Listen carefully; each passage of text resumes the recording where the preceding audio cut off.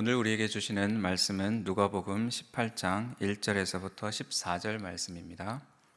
누가복음 18장 1절에서부터 14절 말씀 제가 봉독하겠습니다.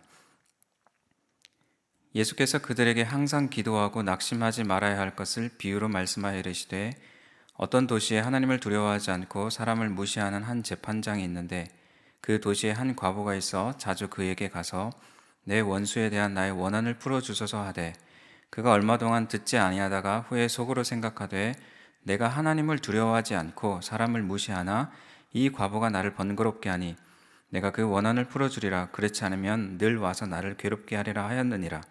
주께서 또 이르시되 불의한 재판장이 말한 것을 들으라. 하물며 하나님께서 그 밤낮 부르짖는 택하신 자들의 원한을 풀어주지 아니하시겠느냐. 그들에게 오래 참으시겠느냐. 내가 너에게 이르노니 속히 그 원한을 풀어주시리라. 그러나 인자가 올 때에 세상에서 믿음을 보겠느냐 하시니라. 또 자기를 의롭다고 믿고 다른 사람을 멸시하는 자들에게 이 비유로 말씀하시되 두 사람이 기도하러 성전에 올라가니 하나는 바리새인이요 하나는 세리라. 바리새인은 서서 따로 기도하여 이르되 하나님이여 나는 다른 사람들 곧 토색, 불의, 간음을 하는 자들과 같지 아니하고 이 세리와도 같지 아니함을 감사하나이다. 나는 일에 2번씩 금식하고 또 소득의 11조를 드리나이다 하고 세리는 멀리 서서 감히 눈을 들어 하늘을 쳐다보지도 못하고 다만 가슴을 치며 이르되 하나님이여 불쌍히 여기소서 나는 죄인이로소이다 하였느니라. 내가 너에게 이르노니 이에 저 바리새인이 아니고 이 사람이 의롭다 하심을 받고 그의 집으로 내려갔느니라. 무릇 자기를 높이는 자는 낮아지고 자기를 낮추는 자는 높아지리라 하시니라. 아멘. 사순절 기간이지만 오늘은 부활의 작은 기쁨을 누리는 주일 아침 또 새벽입니다. 매일 눈을 뜨면서부터 하나님을 만나기를 간절히 사모하면서 말씀과 기도의 자리로 나오는 성도님들을 사랑하고 축복합니다. 오늘 본문을 보면 예수님이 예루살렘을 향해 가는 길의 막바지 부분에 와 있음을 알 수 있습니다. 오늘 2가지 비유를 우리에게 주시는데 이 비유는 익숙하기도 하고 들었을 때 어떤 내용인지 우리가 쉽게 이해할 수 있는 것 같습니다.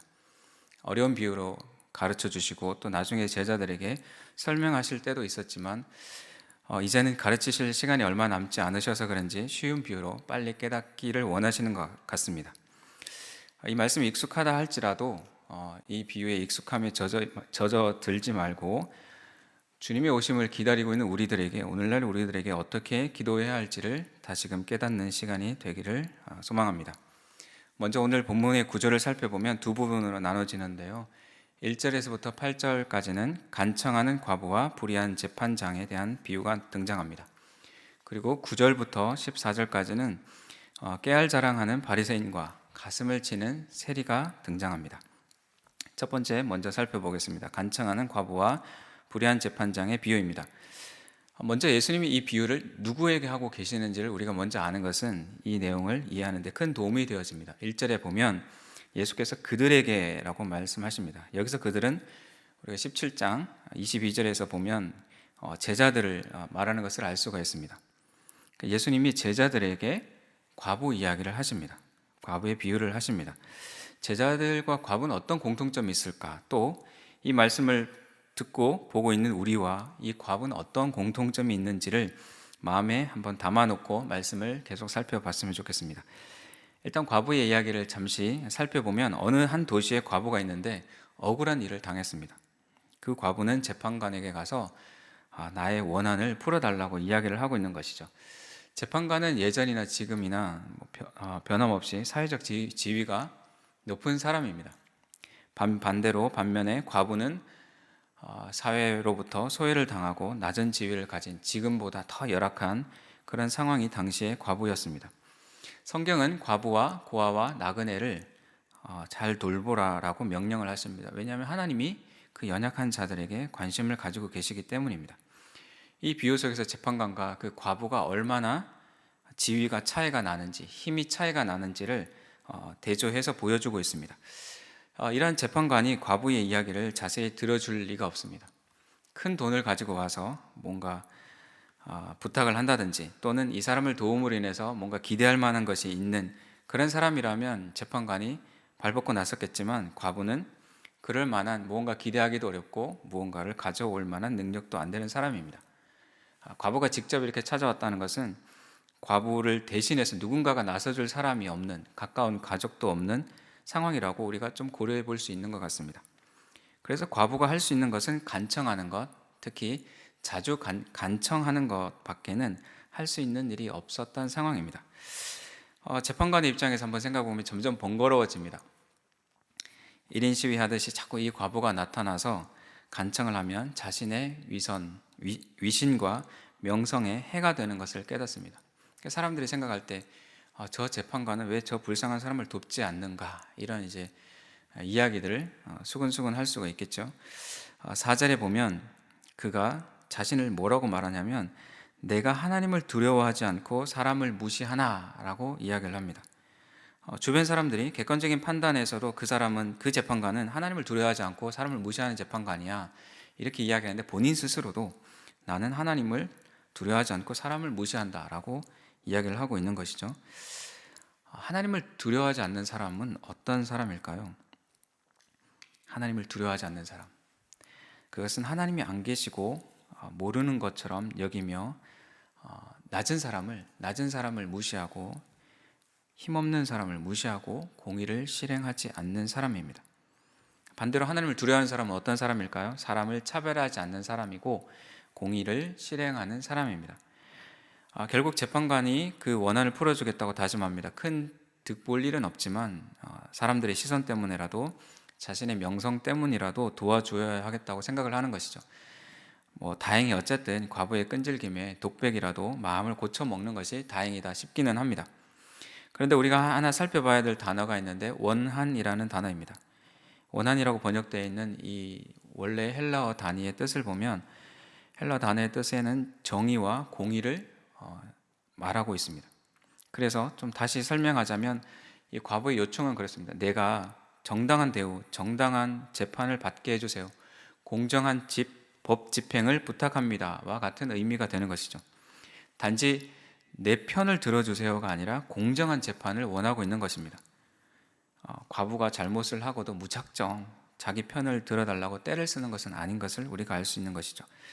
이 과부를 보면서 우리는 어떤 생각이 듭니까? 이 과부 이야기는 제자들을 향해서 하신 비유입니다. 주님이 오셨고 다시 오실 그때 사이를 살아가고 있는 오늘날 우리에게도 어떤 시사점을 주는지를 우리가 살펴보기를 원합니다. 누가복음에는 그 과부 이야기가 참 많이 등장합니다. 과부였던 안나 여선지자, 또 나인성 과부, 또 과부의 두 랩돈 등의 그런 비유 이야기들이 등장합니다. 오늘 본문은 누가복음에만 등장하는 과부 비유입니다. 과부를 보면서 나는 과부가 아닌데 상관이 없다고 생각할지도 모르겠습니다. 그런데 곰곰이 생각해 보면 이 과부가 우리의 모습입니다. 과부는 어떤 대상입니까? 누군가를 의존할 수밖에 없는 사람이기도 하고 도움이 필요하기도 하고 취약한 사람들입니다. 우리는 어떻습니까? 예수님이 8절에 인자가 올 때라고 말씀하시는데 그때 믿음을 보겠느냐라고 하십니다. 1절 말씀에 보면 친절하게도 예수님은 이 비유의 목적이 항상 기도하고 낙심하지 말 것을 위해서 이 비유를 하신다고 말씀을 하십니다. 연약한 우리들은 어제 말씀에서 봤듯이 17장 21절에 또 여기 있다 저기 있다고도 못하리니 하나님의 나라는 너희 안에 있느니라.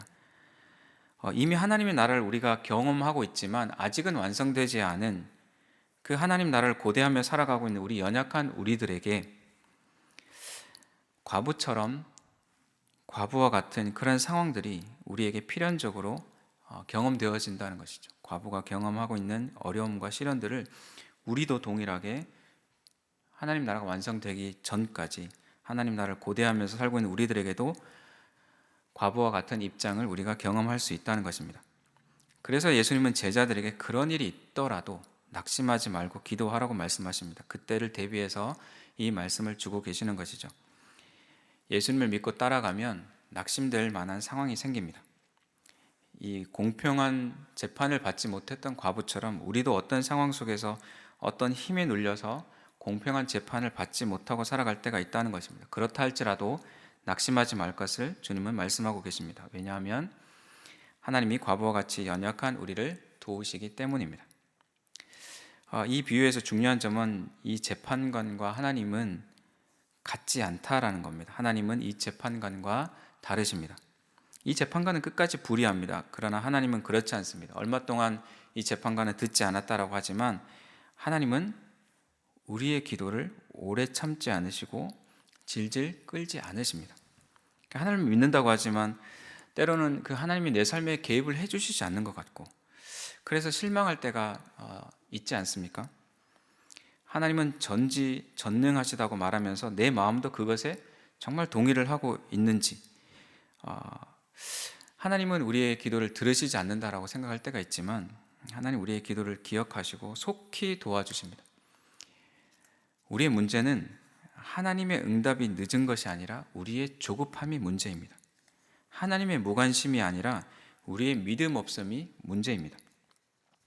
인자가 올 때 세상에서 믿음을 보겠냐라고 질문을 하시면서 이 질문에 대한 대답을 며칠 후에 또 묵상하는 과정 속에서 42절에 볼 텐데, 예수께서 그에게 이르시되 보라 내 믿음이 너를 구원하였다 하시느니라 하시매 라고 말씀하시면서 하나님 앞에서 자신을 낮추며 불쌍히 여김을 간절하게 구하는 맹인이 우리에게 좋은 본이 되어줍니다.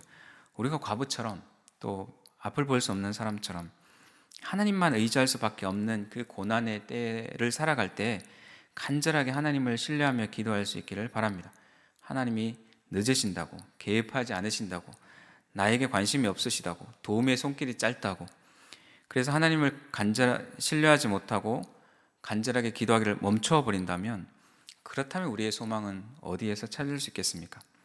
좋은 것을 주시겠다고 약속하신 아버지를 기억하면서 조급함을 내세우지 말고 끈질기게 기도하는 모든 성도님들이 되시기를 바랍니다. 두 번째로는 깨알 자랑하는 바리새인과 가슴을 치는 세리 비유입니다. 8절 질문에 대한 답을 이어 등장하는 비유 속에서도 찾을 수 있습니다. 이 비유는 자기를 의롭다고 믿고 다른 사람을 멸시하는 자들, 즉 바리새인들에게 주신 비유입니다. 이들은 무엇을 믿고 있나요? 자신을 의롭다고 믿습니다. 이 바리새인과 세리가 동시에 성전에 올라갈 일이 있었습니다. 바리새인이 기도하는 모습을 우리가 만약에 드라마로 본다면 어떤 장면이 될까요? 서서 기도를 하면서 저 멀리 세리를 보면서 아마 속으로는 내가 정말 기도하고 홀리하게 거룩하게 기도하려고 왔는데 방해가 되네. 하긴 나는 저 세리 같지 않으니까 오늘은 내가 하나님께 저 세리보다 내가 얼마나 나은지를 기도해야 되겠다. 그러면 내가 더 빛날 테니까, 뭐 이런 마음들을 가졌을지 모르겠습니다. 그러면서 각 자신이 잘하고 있는 것을 나열하고 있습니다. 깨알 자랑을 하고 있습니다. 문제는 뭐냐면 그 부분도 그렇지만 더 큰 문제는 자기만 자랑하면 될 것을 세리와 비교하면서 다른 사람을 모두 죄인 취급해 버리는 것이 또 다른 큰 문제입니다. 세리라고 다 같은 세리가 아니고 바리새인이라고 다 같은 바리새인이 아닌데, 기도하면서 흘낏흘낏 시선을 돌리면서 그 세리를 바라보고 있는 바리새인의 모습을 한번 떠올려 봅시다. 반대로 세리의 모습을 우리가 한번 더 생각을 해보고 상상을 해봅시다. 여러분이 주먹을 가지고 가슴을 친다면 어느 정도의 강도로 가슴을 치면서 기도를 하고 있을 거라고 생각이 되십니까?